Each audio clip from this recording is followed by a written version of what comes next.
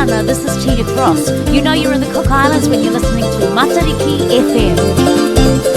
I roto I te atanga te atake ko te Pitbull e the Don no tā rāo tuanga tutua tika I roto I te popongi o.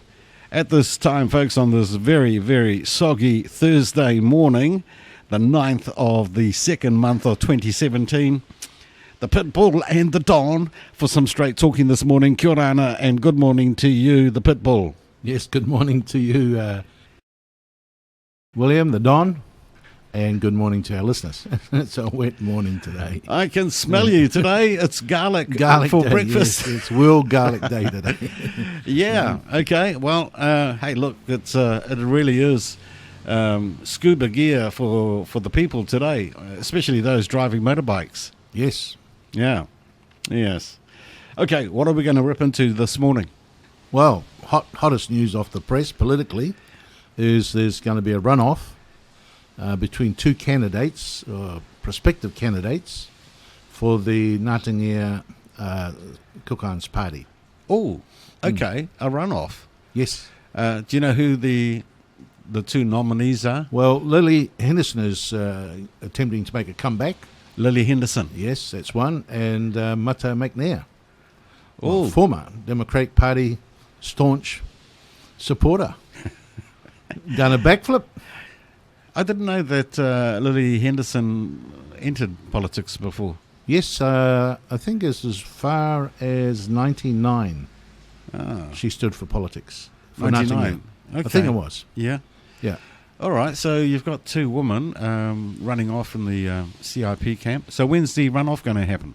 Oh, they're going to, next few weeks, they're going to have a meeting, and I guess it's up to these two to go out there and start campaigning. All right. Yeah. Okay, well, that's real news.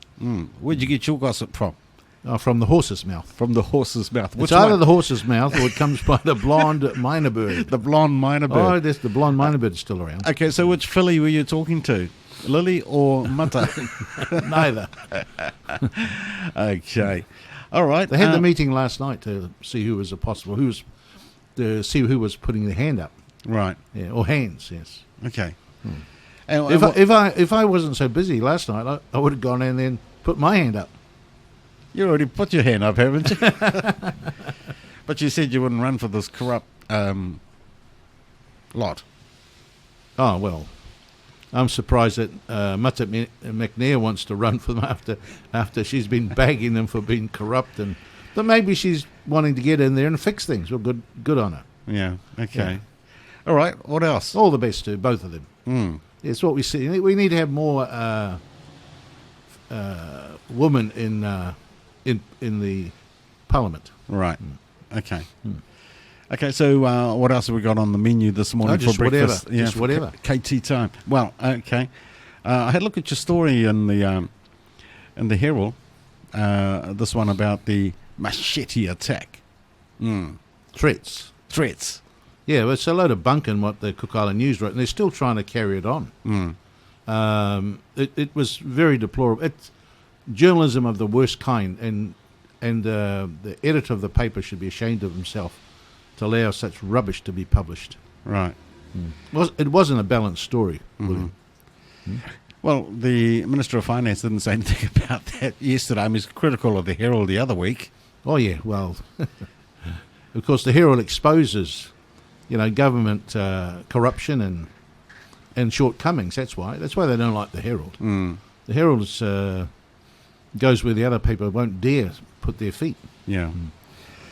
And I noticed in the story that there is a bigger picture in regards the toll, or the reason why toll is being charged out there for that road up to the waterfall. Well, see, there was a big issue made out of him having machete. Yeah. Threatening them with a machete. But that never ever happened. Yet that's the headline to sell the paper. Because at the moment, having a knife or a machete or stabbing seems to be the flavour of the month for that newspaper. And anybody's got my mother, we used to have a neighbour that used to speed with no concern to the animals, just knock the animals over that were on our little road. And one day my mother was cutting the hedge, with her bush knife.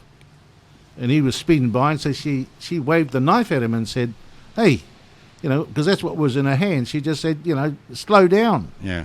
So he goes and reports her to the police. And she's 80-something years old at the time, and so they come out here and she's still cutting the hedge. And they looked at her and said, her threatening this obnoxious neighbour, who was a foreigner, and they just laughed and walked away. They just, but that's part of our culture here, people carrying bush knives around when they're working.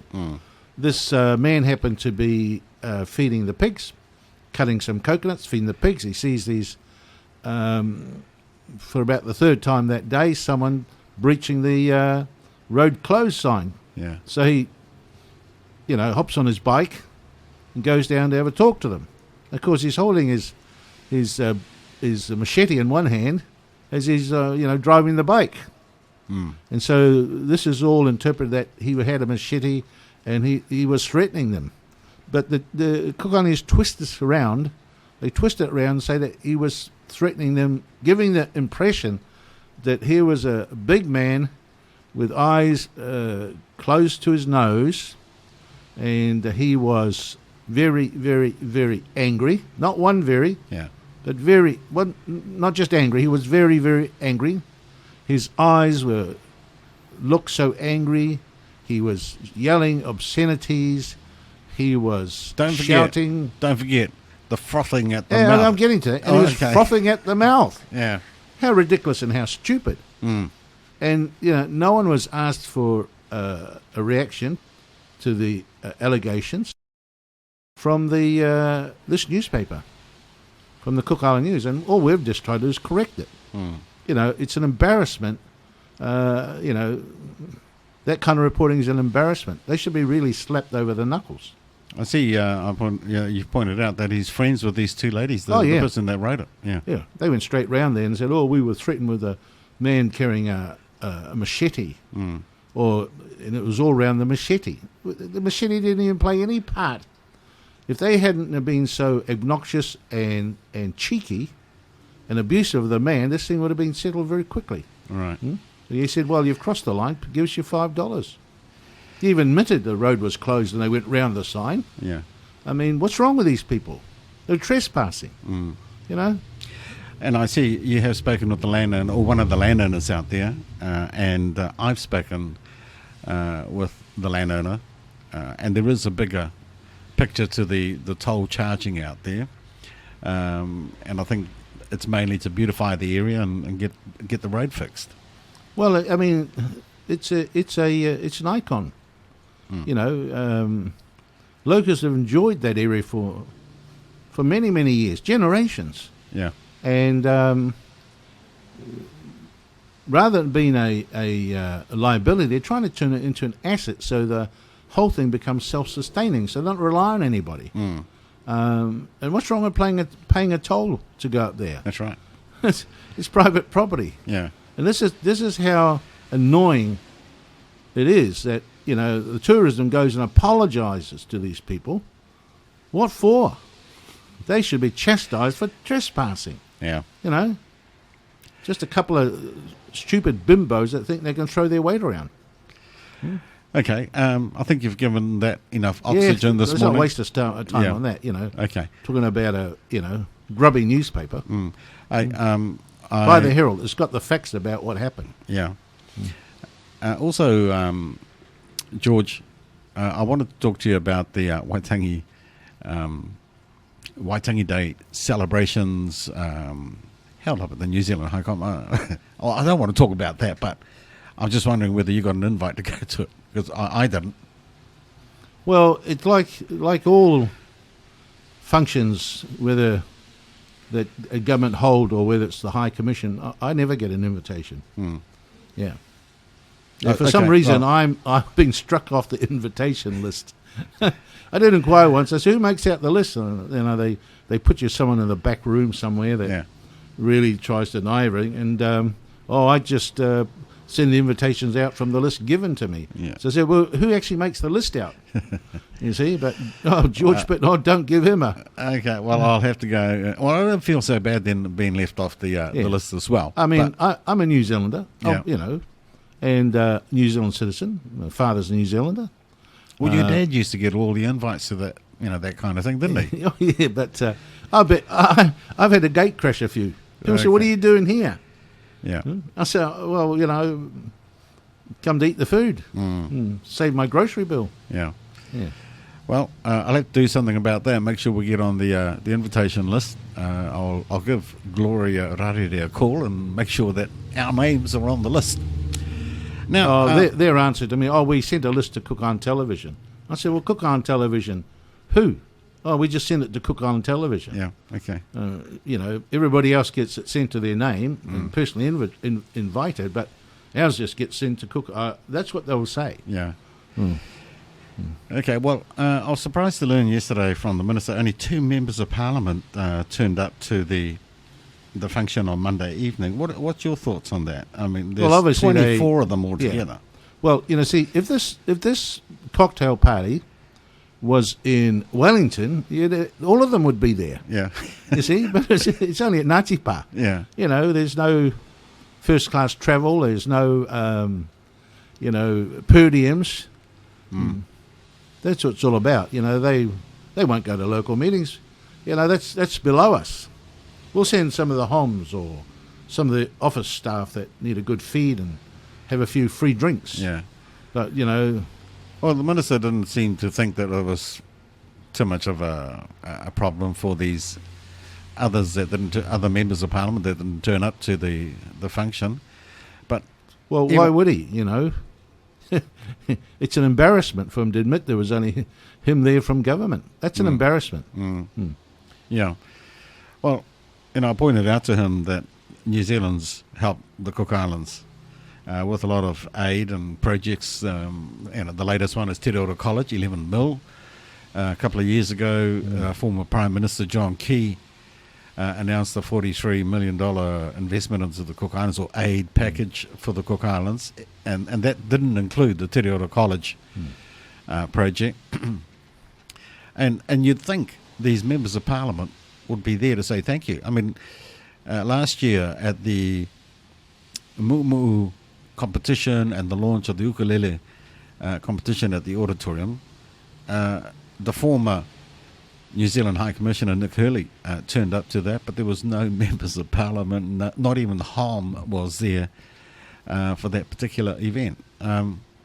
So why did they bother? Why do these members of Parliament even bother running in the race when they don't even have the courtesy of turning up to these sort of events and say thank you at least to New Zealand and so on? Yeah, well, it's because it's not overseas, William. Is that all it is? Yeah, that's what it comes down to. If it was an invitation to go somewhere in another part of the world at the taxpayer's expense, they'd be off and say, well, I had an invitation, I had to go, I had an invitation. You don't have to go to everything if you get an invitation. But here it's free, it's good public relations, but that's just the way they are. Anyway, enough about that. Yeah. Okay. Well, one of the the burning issue that we had on air last week was about the Pacific schooners. We're still waiting for the court to reconvene in regards appointing a liquidator. Have you heard anything else out there? Well, I've just heard it's come to the surface that there's a lot of other people that weren't in the courtroom that are owed money. Mm-hmm. Yeah, because don't forget they tried to turn that rust bucket, a floating coffin, as I used to call it, into a shop. They'd have it loaded up with goods, consumer goods, disregarding the little shopkeeper on the outer island. He's out there keeping the island together, importing and undercutting them. And people would come onto the boat and see things and they'd buy things. It was like a floating shop. The trouble is that a lot of the things that they had were, on assignment. A lot of these people never ever got paid for the goods that were sold by the shipping company, by Mike Henry's Pacific Schooners Limited. And now these people are scrambling to try and get paid while they're wasting their time. So you're talking about wholesalers. Oh, yes. How many? Well, Do you they had convinced quite a few people to let them take goods with them, and then they would sell them and pay for it. But that hasn't happened. Right. Okay. And so, they have all been in the dark about when are they going to get paid, and suddenly this court order is published in the newspaper, or this attempt to lodge an Petition, application. yeah. So the story's out there, and interesting that the bank fronts up, saying that there was an overdraft facility, it was used, it's more than $200,000, and there again we see that we've been lied to by Mark Brown and the former Finance Secretary Richard Neves publicly said no. Mark Brown denied knowing anything about it. Yeah. Though he despite the fact he oversees the bank. The shocking thing is, William, is the conflict of interests and the abuse of it by Mike Henry, who is the chairman of the Cook Islands Investment Corporation, who oversee the Bank of the Cook Islands and oversee the Ports Authority, both areas where he has invested interest, and somehow gets an overdraft facility of $200,000, and abuses his position at the wharf. Here's a cargo shed which hasn't been used for 6 months. Yeah. How much money is owed on the rental for that? And has he been paying his dues down at the Ports Authority? But you can't get any sense or any reasonable answer out of the folk in charge down at the wharf, the operations side. They're all afraid and covering their backsides in case they get the push. Well, what should happen? Well, I mean, because Mark Brown should immediately stand his friend down. Yeah. But that would be an embarrassment because he's been told to do this a long time ago because of other issues. Well, suddenly these things are becoming well publicised and well known. Where is Mike Henry to front up? Where is any director to front up in the court? No, they give the job to an obscure lawyer in Nelson, and it's all done over the telephone. The guy just doesn't know what's going on, even though the owners of Pacific Schooners Limited have known since December the 5th, 2016, of the 218 notice. Right. Of the intent to lodge a application to wind up the company, which they've ducked and dodged, and then went in the media and said, oh, no, nothing to worry about. The boat will be leaving on the 21st of January next year, and we're going to, it's all go, nothing. Even the Cook Island News got fooled into printing a story about it. Right. Supporting them. Yeah, so the 5th of December, you're right, but before all of that, there were correspondence or demand letters being sent out, and that's according to the applicant or the petitioner's solicitor. So well, you see, of course, you don't just go and file a 218. Yeah.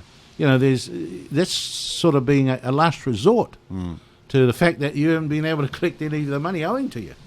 No one does that on the first round. That's probably 10 rounds have gone before that happens. Yeah.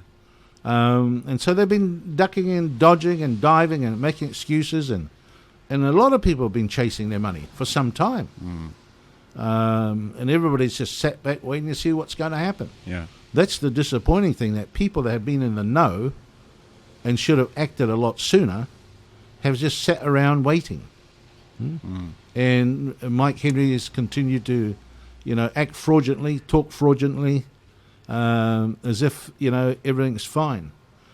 People that are crew hired from overseas, they can't hang around here for a year waiting for their money. They've got to come here, try and get their money. They're promised all sorts of things, and then they have to leave. They can't sit around here. Yeah. They get thrown off the boat, and so no one's allowed to live on the boat. Yeah. That is owed money. And they've got to find another ship to work on. Yep. Yeah. And so in the meantime, and often reputations are lost Yeah. if you've worked on a failed boat, because there's a sense that the crew have some sort of responsibility, Yeah. and they become, in a measure, liable for the inability of the ship to pay the workers. Okay, well, let's just put a pause on that particular subject. Let's go and have a look at the Leader of the Opposition, some of the comments she's making in regards some of the activities, and let's call them sort of bordering on campaigning kind of activities in Archu. Have you had the opportunity of having a chat with her No, about that? but it's evident Archu there's a lot of activity going on Yeah. by government to secure votes, because Archu is certainly under threat to the Cook Islands Party. So they've got to do everything they can, and they're buying votes, as I've been told, by doing by spending public money. So there's a tussle going in Archu, and I would say the Archu people sit back and enjoy it, because once the election is over, that's when it's all going to stop. Well, I can recall Sir Hugh Williams in one of the petition cases of 2014 saying that any event can take place outside the campaign period. So we're outside that sort of election mode, campaigning mode, but a lot of the campaigning mode is happening, is switched on, like we can see in Archu, but not just Archu, all of the outer islands. Not too much here. Well, the Cook Islands Party government, the corrupt Cook Islands Party government, have a strategy to soften the voters and to make the voters receptive to them. And they have no problem in buying votes through what they're doing, and it's all strategically done. In the meantime, the Democratic Party is sitting back, watching and waiting to see what's going to happen. Here is the Cook Islands Party getting all their candidates set up and getting prepared, and they're waiting to see what's going to happen. When are they going to start sorting out their candidates? Well, the Minister of Finance said the same thing yesterday. I will have to just wait and see what happens. Yes. He was talking about, of course, the Rapa issue, the court case between, what's his name, Wesley and others against the Attorney General on that particular one down there. So it's a wait and see. Parliament just waits. It's on pause. Nothing's going to happen until at least the government knows the outcome of that court case. Well, government really doesn't have to call for Parliament to sit, just yet. They can hang on for a few more months. But if they want certain things to get done, as they've promised people, like the tax gift, Christmas Amnesty, present, yeah. yes, they changed it. It's not a amnesty anymore. It's something else now. Okay. All right. Or whatever. But, whatever. But they can hang out a little bit longer. They've got that pretty well tied up, and there's a lot of other things that they can do and continue to do. Rarotonga is about to have another $2 million spent on its roading, and that's another area that needs to be closely monitored. But if you try and get well, what's your intelligence on that particular project? They refuse to give me the plan of where. You see, they've put out a Who's they? ICI yeah. to tender, to the contractors or anybody, where the roads, identifying the roads that need to be sealed. Now, you try getting a copy of that, you won't be able to get a copy. Certainly you won't get one if your name is George Pitt. But they are there, but all the tenders have closed for some time, but no one, there's no contracts being signed yet. So it's a real mystery of what roads are going to be tar sealed and where they're going to do this tar sealing. Well, we know by admission of the Minister of Finance, they're going to start in Tukawane, his constituency. Yeah. It's just a blatant effort program to buy votes to secure his seat in Tukawane. So what roads in Tukawane? And Tukawane's already had a massive, improvement in its roads. Yeah. But now they're going to get another lot. Well, I think the one that does need some work done to it is the one running along where the AOG is, up to Happy Valley. Yeah, there needs to be some work there. And then also the one, Tawai Valley, that road there. And I think that's pretty much Takoina done. Well, And behind Mamangai's place. Well, I understand that every little driveway or road is going to be sealed. Oh, okay. So it's not just the never roads. before It's roads are going to be sealed. There's going to be driveways as well. Well, no, but I call them driveways. You just got a gravel road going up some little side street. Where there's one or two homes. I heard even they're going to get tar sealed. Well, there's a little bit of preparatory work happening in Avatu and Ruatonga as well on the roads. Well, Albert Nicholas is not. He's a proactive person, and good on him. Yeah. He doesn't sit back waiting for something to happen. He gets out there and makes things happen. And that's the kind of politician that every constituency needs to have. And but somehow, let's not consider Murray, the main road in Murray. Yeah. They're doing all these side little artery roads that, really don't count or don't have a bearing on our economy. Well, when you look at that little strip of road from, say, from John Scott's farm, okay, the main road there, to about Kita Williams' shop. It's only a small bit of road. About a mile. Yeah, it's about a mile. That really needs to be made safer. Yeah, why don't they just spend $2 million there fixing that road up? Yeah. Because it's high yielding road. It's a very important part of our of sustaining our economy in the tourism industry. The road there is shocking, absolutely shocking. And in that little strip of road, there's where we have countless number of tourists walking or trying to go from point A to point B. Yeah. The road is terrible.